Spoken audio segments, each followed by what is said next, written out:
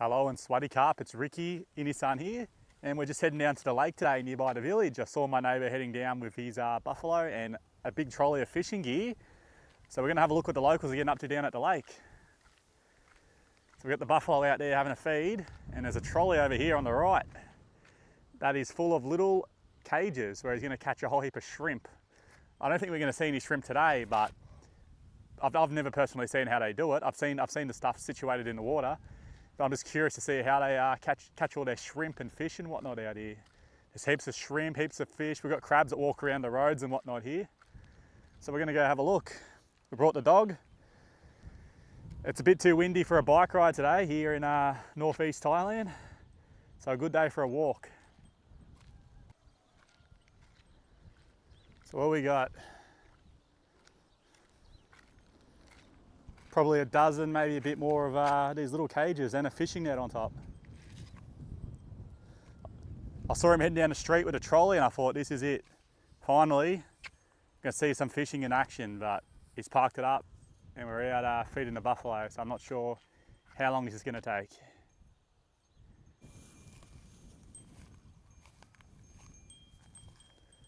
Nice little feed going on.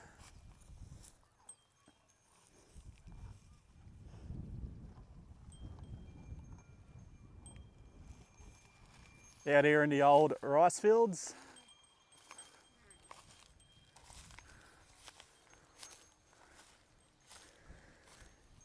My neighbour was just telling me he tied his dog up by the lake the other day and forgot him for 3 hours, and he was thinking, where's my dog? And he went over there and the dog was there crying and everything. He's all good, like, no harm came to him. He just got left there for 3 hours late afternoon, so he wasn't out in the heat, thankfully.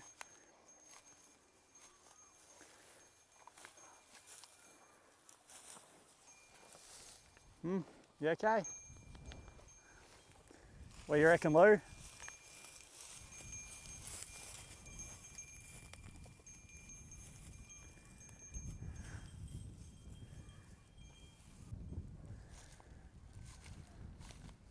He's tied the buffaloes up and he's not too worried about his buffaloes getting nicked because everyone here watches what everyone's doing. It'd be pretty hard to get away with doing something like that, and he's heading over to the lake now. He's grabbing his little trolley of fishing nets, and we're going to go see how the locals catch some shrimp and crabs and whatnot.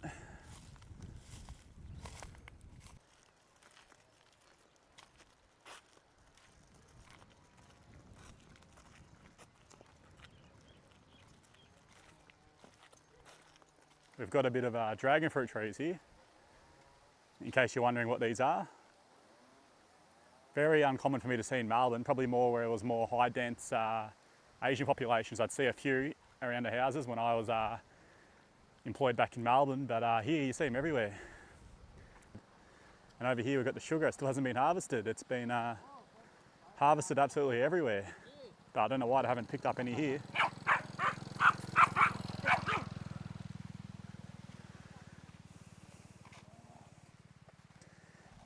But yeah, that behind me is the last of the village, and we're just about over at the lake, right at the end of this road.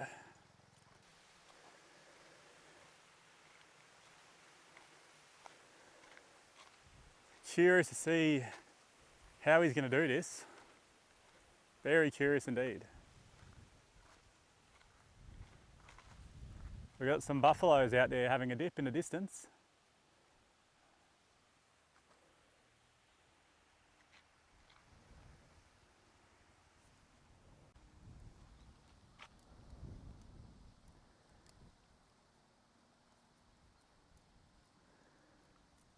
A little bit of a hole in it. Interesting here to design, it's actually the top of plastic bottles. I'm not sure what stops them coming out, because I'm not a fishing expert, but I guess the shrimp or whatever goes in through those holes. I don't know how they can't come out. But there's a little bit of a hole here he's worried about.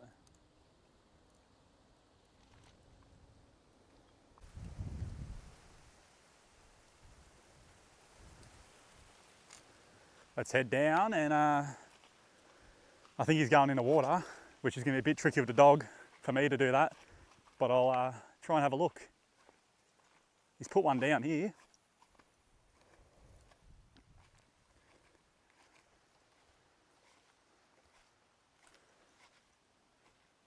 Looks like one down every, what, 5 or 6 metres, maybe 10.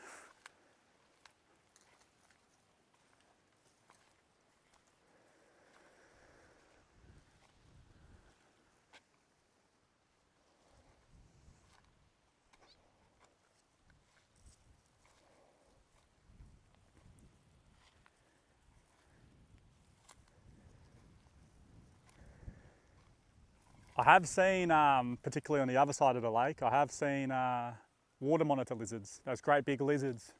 They mainly seem to be scared of humans, what I've seen. I don't know if it's possible to get bitten by them or anything, maybe if you get a bit too close, but we do have those monitor lizards, so I don't want the dog going in the water because a little thing like him is probably a bit of a meal for them. Particularly on the other side of the lake, we've got the Chi or the Chai River, which is Thailand's biggest river that's completely inside the country of Thailand. So I'm guessing a lot of the lizards probably come up through the river because there is a few sections there where there's only probably 200 metres between the lake and the river.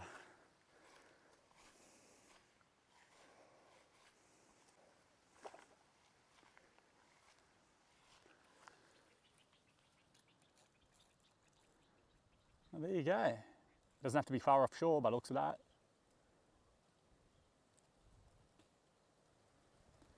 Just sort of wedged it in with some sticks.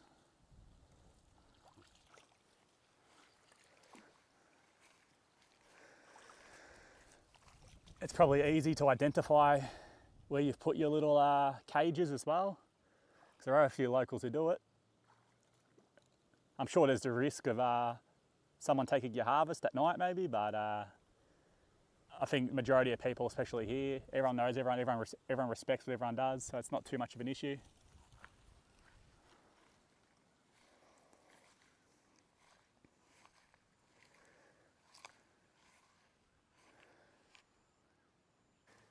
And then at the same time, come over here to put his shrimp cages in the lake. He's left his buffalo, which is, you know, your livelihood, fair amount of money, those buffalo, just left them alone. So that's sort of a very large difference between living out here in Isaan and living back home in Australia. Here you can probably leave your car running, duck into 7-Eleven and not worry too much about someone nicking your car, but you know, places like Melbourne, it's a bit of a worry, isn't it? People come into houses and take car keys and take off with the car. Curious to see if he gets the net out as well. I've seen him, he'll go far out past these water plants with the net.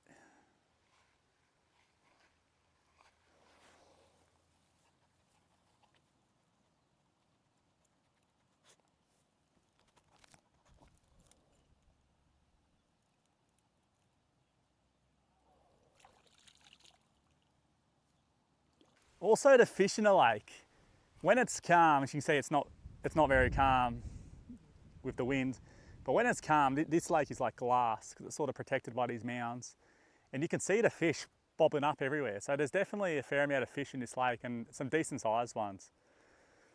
But I've got absolutely no fishing ability. I would like to give it a crack, but I just don't know where to start. I don't know what sort of fish they are, what they eat, if I need a lure, if I need bait. But just learning how you can catch the shrimp is interesting enough. Like there's no bait, there's no nothing. You just pop it in there, wedge it in place, and they, I don't know, somehow go through those bottle tubes and can't come back out.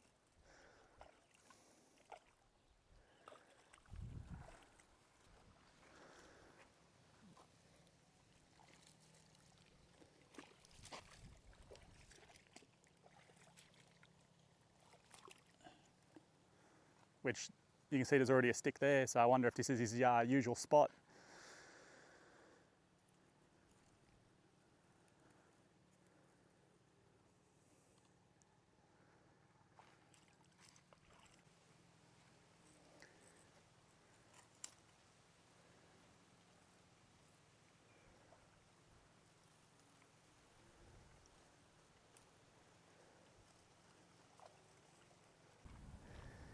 Now we've moved along to the next spot, and it's just essentially repeat the process until I guess the trolley is complete. Some of these cages are a lot bigger than others though. Maybe he's only going to use the small ones. And I'm hoping the net gets a run too. I'm curious about the net.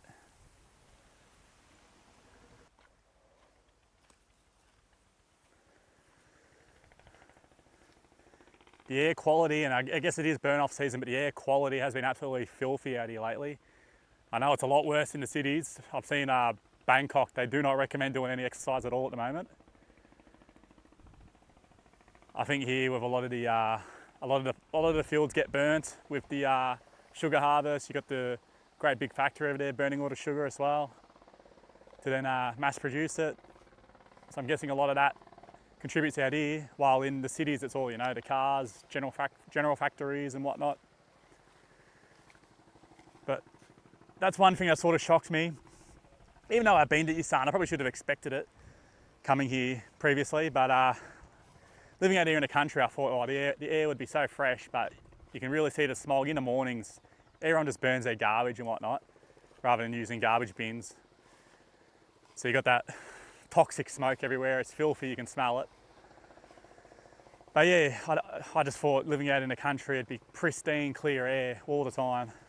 And I think some of the best spots, air quality wise, in Thailand are nothing compared to living in like a city in Australia, where their air quality is perfect compared to here.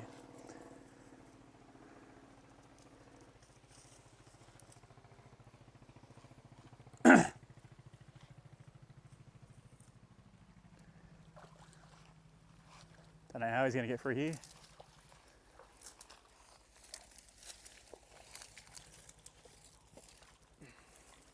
What are you doing, Luca?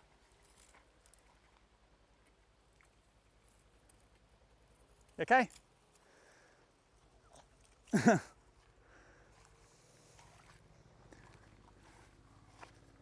You alright, big fella?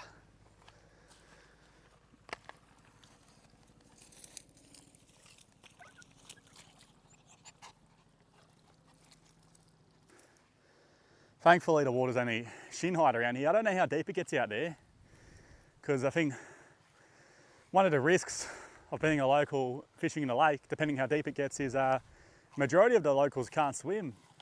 So you go a bit too far out and you could be in a bit of trouble. And I have seen during rainy season, the water comes well and truly up here, so you wouldn't be able to even go here if you can't swim.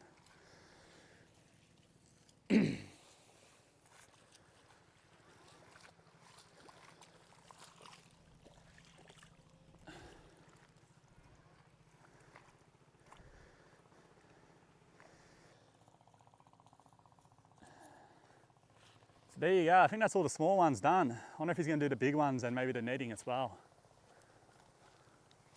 And then I wonder if you just leave the trolley out here or you take it back home. I'd probably be comfortable leaving a trolley out here because it's just that sort of place. No one's going to nick your stuff. There are a few canoes though that I see parked up in a lake and they get chained up sometimes. But maybe a boat's a bit different. Maybe a boat, you've also got to worry about your boat drifting out in the lake, and if you can't swim, you can't get it. So yeah, we're going to keep going. See these big ones. And something like this seems easy enough that anyone can do. You don't really have to have much of a skill. You just got to have these little, what are they, crab nets, shrimp nets, crab cage, shrimp cages. There's no bait or nothing. You just essentially got to have the item and put them there, and I guess have the effort to go do it, and then he probably comes back 6 o'clock in the morning or something to go collect his harvest. And I'd be curious to see how much he gets. I'm not really a big fan on the seafood. I think someone else is fishing, we've got a bit of competition. Yeah, you can see. So we're going to have to go somewhere else. We don't want to go into their area. So we're just going to pop a few more down here, but we can see there's people over there doing the exact same thing. So I guess it's just common decency. You don't sort of intrude on someone else's area. You don't get your cages mixed up. Leave a bit of gap between them all. He'll know he went up to here. And I wonder if there are seasons as well. I could ask the missus a lot about this, but there'd be a lot she doesn't know. And then getting her to come ask him all these questions, I'm sure she doesn't really want to do that too much. Because I could have endless questions. We could sit down for hours. This guy, my neighbour, is the nicest guy, just of everybody. He's just such a great guy. And the more I learn, like I know the Thai alphabet. I wouldn't say I'm not fluent, definitely not fluent, but I know a couple of hundred words. But the more I learn, he's probably somebody I'm looking forward to having a proper conversation with. That's so I can speak the language. There, got a father or grandfather and his son or grandson. He's walking around with the cages as well. So it must be, you know, you put him down late afternoon, collect him in the morning.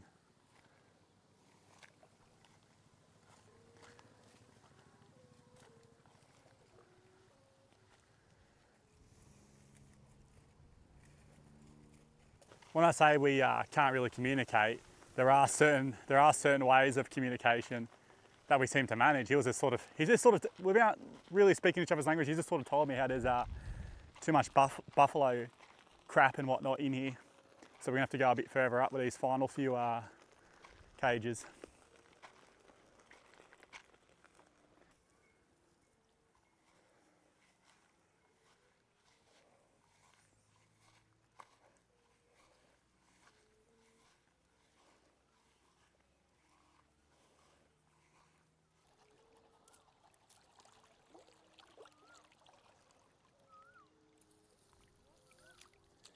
Even just looking across the lake, it's getting a bit smoggy already, just at that burn off nearby. And it's that time of the day they ought to start burning their garbage either early in the morning or as the sun starts going down. They start burning a lot of stuff.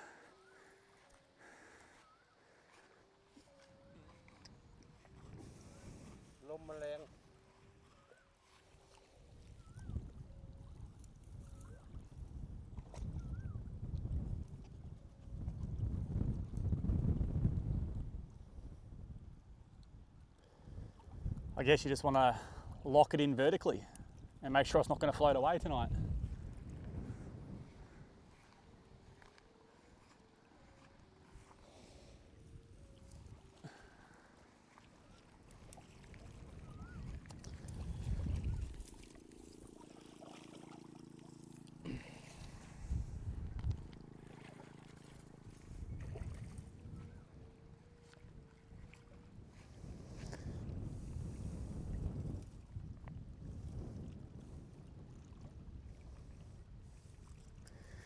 And the benefits of doing something like this is, as a local, is, you know, he's put a lot of cages out. I don't know how much he's going to get, but let's say he gets a decent amount, more than him and his family can eat. You then sell the rest, so you make a bit of a living off this. And that's what a lot of the locals do. They'll sell, if they've got a heap of chickens, they'll sell their eggs, they'll sell whatever they catch fishing.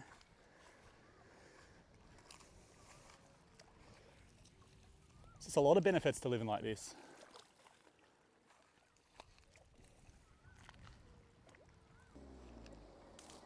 Here we go, this is a school bus. Kids sit on the roof on the main road. The school bus is probably only doing 60, 70 k's an hour at most, but they're still sitting on the roof with nothing really to hang on to, because the bottom of the bus is absolutely packed, and goes down the main highway where you've got cars doing 120 hours. I can't speak.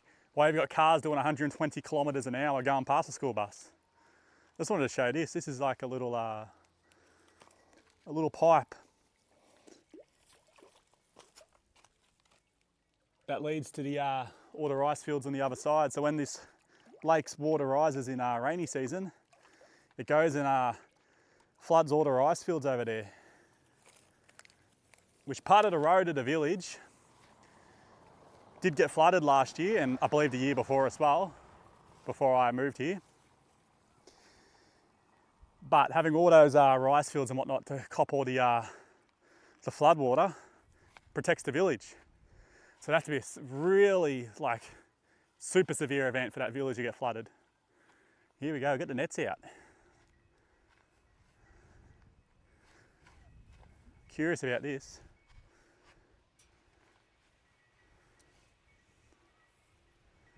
Is it just a similar concept maybe with the little cages? Ah, okay. basically. Was not expecting that. I thought it was going to be a proper net.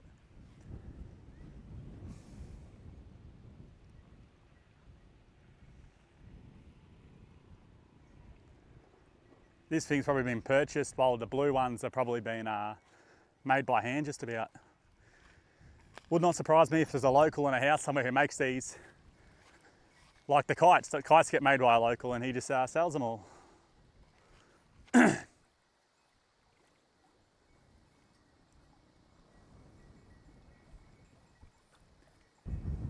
Just chucks it in.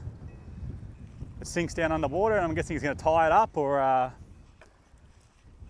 attach that rope to a rock or a stick. It does not look like that's going to float away. It's probably just going to be attached to the rock or the stick so he can find it.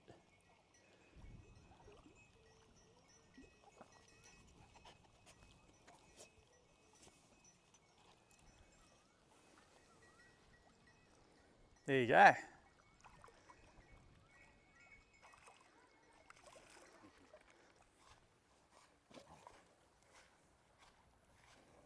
That's probably what these sticks are. They're probably his sticks. Or the locals probably share them. Whoever gets here uses them. Like he thought he was going to use the corner up there. Somebody else is using it. All good. We've got sticks over here as well. Makes it nice and easy. Big stick out there. I wonder if there's something there usually. And then, like I don't know how much we can pick up on the camera, but we've got big sticks well and truly out there, which makes me think this lake's not that deep. Like I could probably walk it. I don't know. I'm not too keen to find out. It is not the cleanest. I've got no problems getting a bit of mud and whatnot on me, but I'm just worried about parasites and ticks and who knows what else I could get. Like my immune system's not necessarily going to be prepared and ready for this sort of stuff.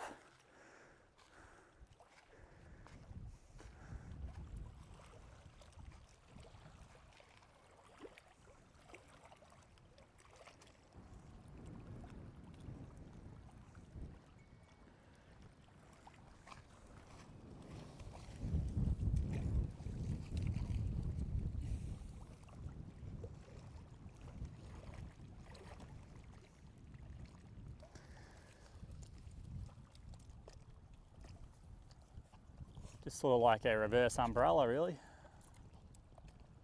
Slides out, locks in place. Bang, ready to go.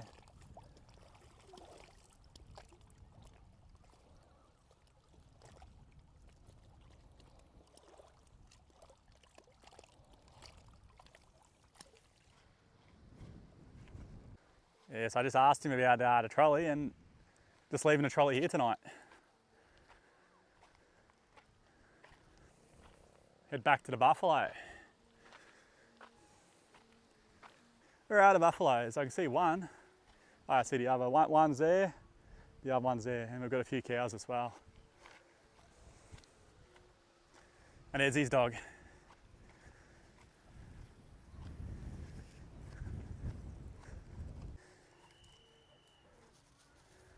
The buffalo's looking at us. I think that's about it for the video today. Just a quiet one really, showing how the locals catch a bit of shrimp, bit of krill, whatever it may be, a bit of crabs as well. I'm sure there's a few things in there.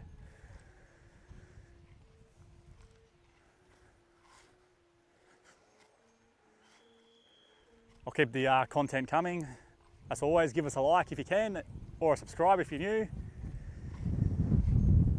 Got plenty of ideas coming up for my trip to Australia next month. So there'll be a little Australian series, travel series.